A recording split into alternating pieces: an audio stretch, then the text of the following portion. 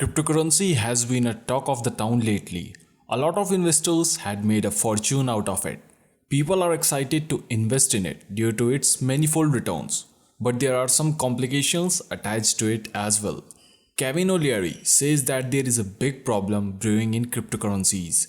He also discussed some other issues like the Biden administration's attempt to revive the economy and what chances do they have. Kevin O'Leary, Shark Tank investor and CEO of O-Shares ETFs, on finance discussed an outlook on cryptocurrency and his take on Biden's first 100 days in office. Talking about how Biden had affected the stock market, Kevin said that he has to rattle the chains regarding the whole theme of taxing the rich and raising corporate taxes, but the reality of that actually happening anywhere near the proposal he is making is very low because it would make the United States the highest tax jurisdiction in the G20. And there would be the reversions again and capital would leave the country. There would be a lot of corporate financial restructuring. Members of his party know that's not a good idea. So a much more tempered corporate tax rate is likely to come. And then of course, we have the second leg, the infrastructure package with both sides agree. It's desperately needed. It's how you package it. Because in the current bill, you have thrown everything in the kitchen sink in there, and that's the old game in politics. The market understands all that. This is just a normal yin yang that goes on between parties. Then you have got the fact that this is something for the market to really think about. Others are thinking this way. When you look at history, regardless of which parties in the White House doesn't matter, you tend to lose seats in the midterms. So you really got a bit of a time pressure on here. If Biden wants to get anything done in a big stroke way, has to get it done in the first 2 years of his mandate, because it's highly likely that he will be in a more precautious position after these midterm elections. That's just the way it is. You tend to lose seats. So this really delicate balance of power gets shifted back for the check and balance that the US has been so good at doing for so long, says Kevin. So there doesn't seem a lot of risk of crazy tax change. The market's reflecting that. He also mentioned that he used to be a big shareholder in Chevron, Exxon, Schlumberger. They are all gone, and it's not that he doesn't love oil companies. They are a very visible part of the economy and they are doing their hardest to clean themselves up towards the ESG mandates. But here's the problem. Whatever we listen very closely to, what our clients want. And today's institutions, they have a sustainability committees. They have ethics committees that sit on top of their investment allocation committees.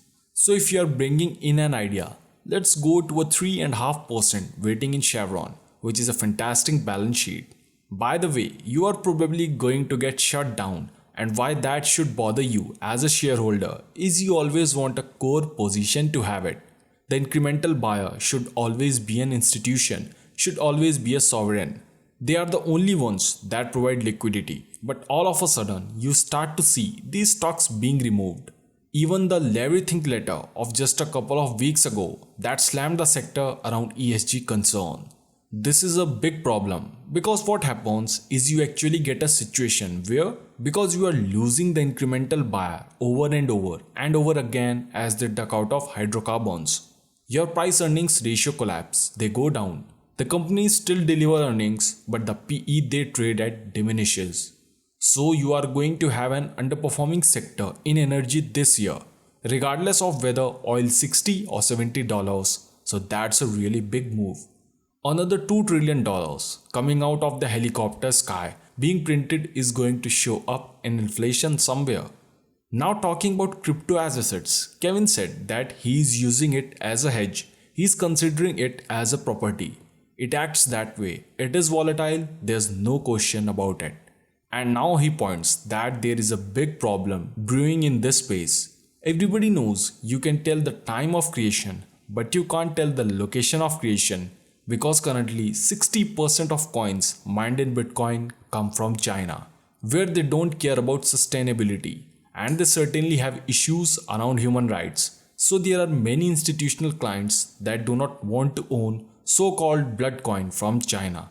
And as a result, we have got a really interesting situation emerging that the actual prominence of a coin over time, one that's mined sustainably, one that's mined in the jurisdiction that supports human rights and everything else, the ethics committee's approval could be worth more than just a generic coin that can't prove its providence. There is a huge problem going on in this industry, and you are going to see it come to a head at the June 4th, June 5th cryptocurrency conference here in Miami.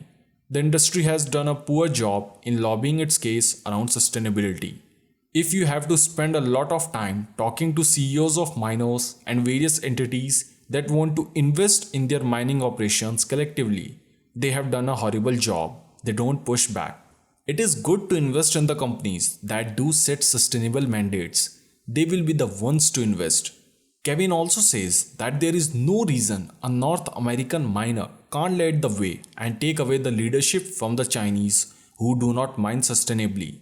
Now that may not matter to you, but it matters to a lot of institutions. Until everybody gets on board and starts stopping burning coal to create electricity to mine coin thus, it's going to start to have a huge differentiation like oil and water.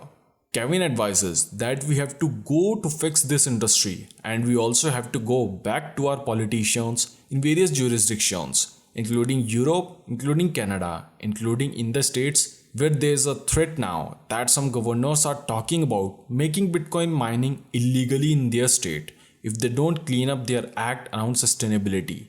This is a big issue in the crypto space right now.